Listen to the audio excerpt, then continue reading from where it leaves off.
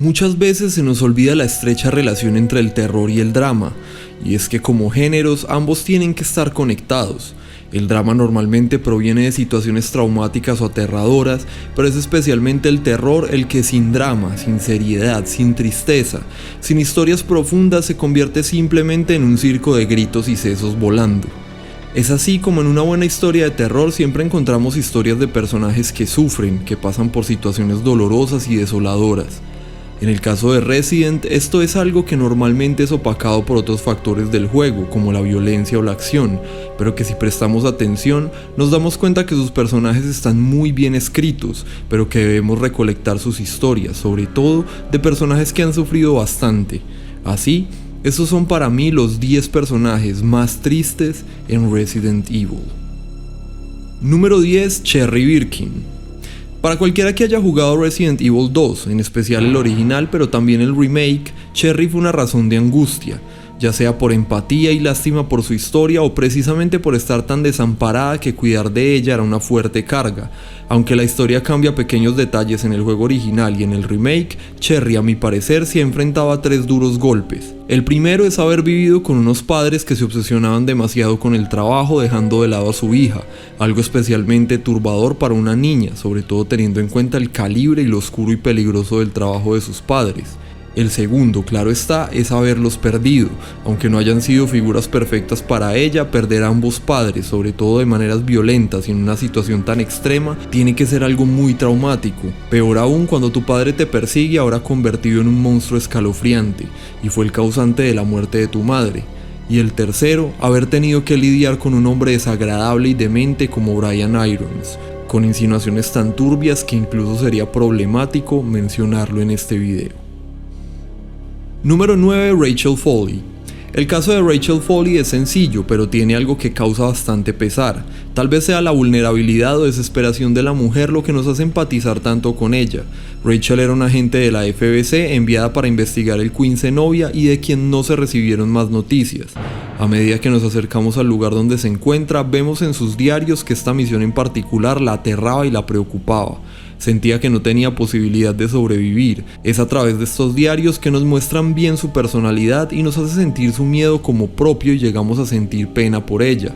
Como es lógico, al encontrarla nos damos cuenta de que ha sido infectada y se está transformando en una criatura hórrida como manifestación del virus T. avis. Su caída fue lenta, pero antes de infectarse perdió su ojo izquierdo y su brazo derecho. Esto no es lo peor, pues una vez transformada, aún conservaba rastros de su conciencia, seguía teniendo miedo y hablando desde el terror que sentía. Número 8. Robert Kendo. Robert Kendo es el propietario de una tienda de armas en la ciudad de Raccoon City. El hombre tiene una aparición breve tanto en el juego original como en el remake, sin embargo el remake le dio una escena un poco más dramática que el juego original. Eso sí, a lo largo de todo el juego se hacen múltiples referencias al hombre, pues al parecer servía a los Stars y tenía un hermano que también tenía relación directa con ellos, además de ser muy querido, un buen amigo de Barry Burton e incluso creando armas personalizadas para ellos. En principio, en el juego original el hombre nos ayuda al recibirnos en su tienda, pero no dura mucho pues es devorado por una horda de zombies. La escena que nos interesa es la del remake, ya que es mucho más triste. Se sabe que durante la infección, Kendo dio armas gratuitas a la población de Raccoon para que se protegieran y permaneció en su tienda junto a su esposa y su hija esperando que sus amigos, Barry o cualquiera de los Stars lo ayudaran, pero nadie apareció. Su esposa y su hija fueron infectadas. Kendo tuvo que poner fin a la vida de su esposa, pero fue incapaz de hacerlo con su hija. Jill fue la primera en aparecer por la tienda, ofreciéndole a Kendo escapar con ella, pero en su nueva situación, este se negó. La noche siguiente serían Leon y Ada quienes aparecieran en la tienda. Pensando que eran intrusos, Robert los amenaza, pero son interrumpidos por su hija Emma, que está al borde de convertirse. Ada quiso terminar con ella, pero Leon la detuvo. Tras una charla en la cual Kendo, resentido, culpa al departamento de policía por lo que está pasando, se encierra en el interior de la tienda y termina con la vida de su hija para evitar que se convierta. Poco después, se sabe que terminó con su propia vida. Número 7. Los empleados de la mansión Spencer.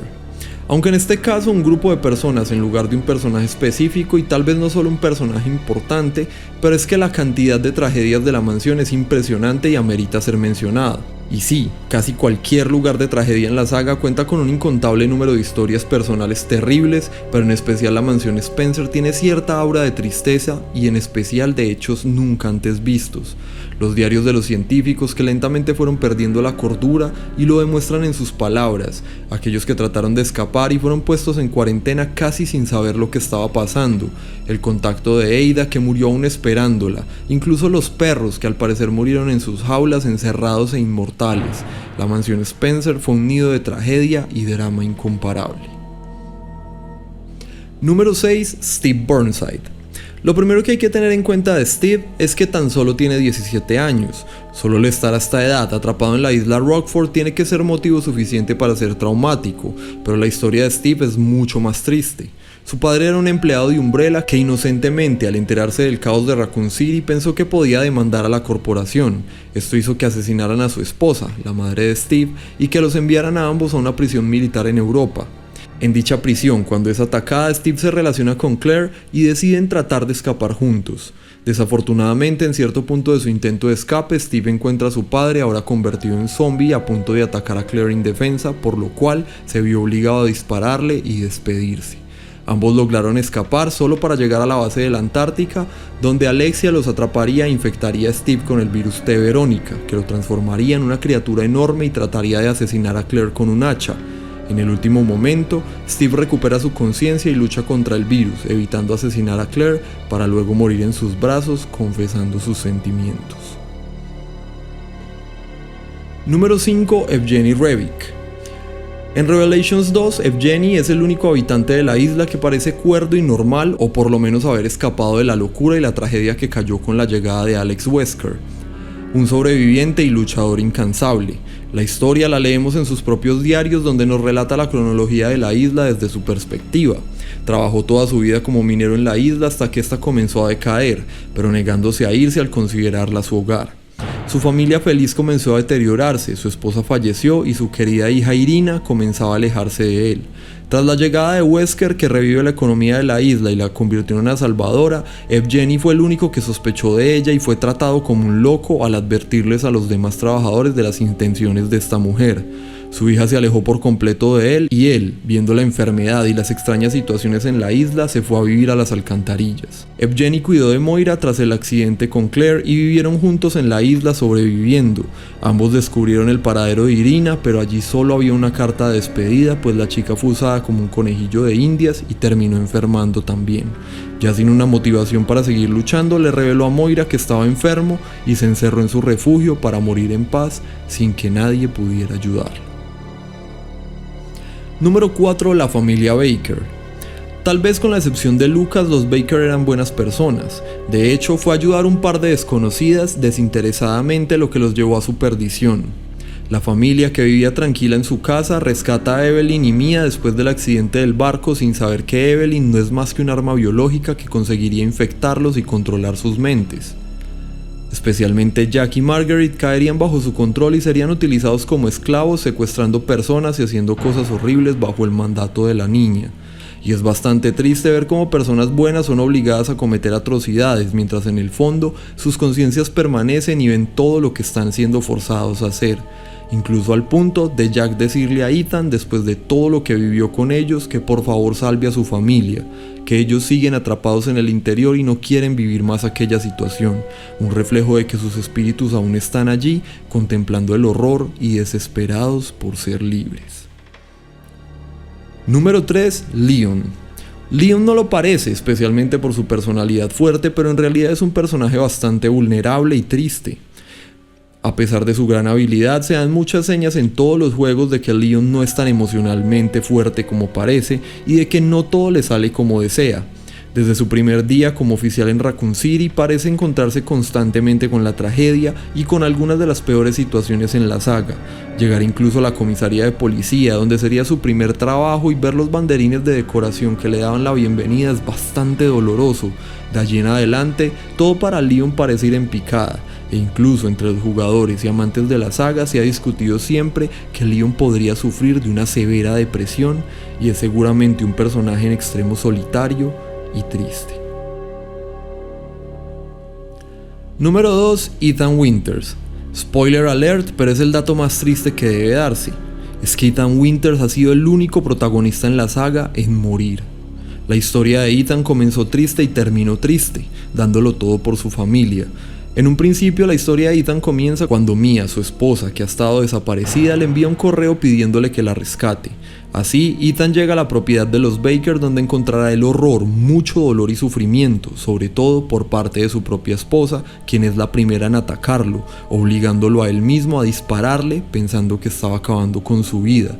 Pero el otro golpe duro para Ethan fue darse cuenta que su esposa tenía una doble vida y que siempre le había mentido. Sin embargo, el hombre logra salir con vida del lugar y formar una vida con Mia y ahora con su bebé Rose. Pero esto no duraría, pues en una escena muy impactante en una noche tranquila ve como Mia es asesinada y su bebé arrebatada de sus manos. Ethan, sin saber lo que en realidad sucedía, enfrentándose nuevamente al horror de perder a su esposa por segunda vez, logra sobrevivir a múltiples pruebas e incluso sobreponerse a su aparente muerte, solo para darse cuenta que estaba condenado desde el principio y debe dar su vida como un último sacrificio para salvar a su familia, siendo el único protagonista en toda la saga que ha dado su vida. Su historia se vuelve incluso más triste cuando Rose, siendo mayor, visita el lugar de los hechos y logra comunicarse con lo poco que queda de su padre. Número 1. Lisa Trevor. La historia de la familia Trevor es seguramente una de las más tristes y traumáticas en toda la saga. Cada miembro de la familia podría tener un puesto en esta lista, pero la figura principal es sin duda la hija, Lisa Trevor. El padre de Lisa, George Trevor, fue el arquitecto que construyó la mansión Spencer. Oswald, preocupado de que George se fuera de la lengua respecto al laboratorio subterráneo, los invitó a celebrar la construcción. Debido al itinerario apretado del arquitecto, envió a su mujer Jessica y su hija Lisa a que conocieran su obra de arte antes de asistir él mismo. Ambas fueron secuestradas y retenidas en la mansión para experimentar con ellas. Al llegar George, Oswald mintió diciéndole que su familia se había marchado a atender un problema familiar. El hombre, sospechando, decidió buscar a su familia en la mansión, pero cayó en una de las trampas que él mismo diseñó y terminó en el fondo de un pozo donde murió de hambre y sed y atormentado por la culpa. A las mujeres se les inyectaron diferentes tipos del virus progenitor y su estado mental fue empeorando poco a poco. Jessica trazó un plan de escape y dejó una carta de despedida para su hija donde también le indicaba qué tenía que hacer para huir, pero la carta nunca fue entregada. Cuando Lisa volvió a ver a su madre, esta ya había perdido por completo todo rastro de inteligencia y memoria.